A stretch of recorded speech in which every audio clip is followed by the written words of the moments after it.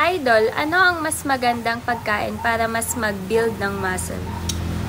Para mag-build ng muscle, ayon sa bagong study at survey, yan, ni Stan Efferding, red meat, quality red meat. Kompleto siya ng amino acid, essential amino acid at essential fats.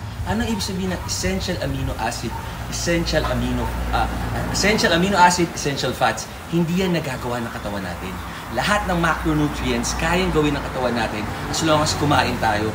Kung ano yung kulang magagawa niya, marirecycle niya. Pero yung essential fat, essential amino acid, hindi. Kaya red meat. So yun, kumbaga, quality protein at quality essential fats. Yun lang, red meat. Wala na iba, hindi vegetables.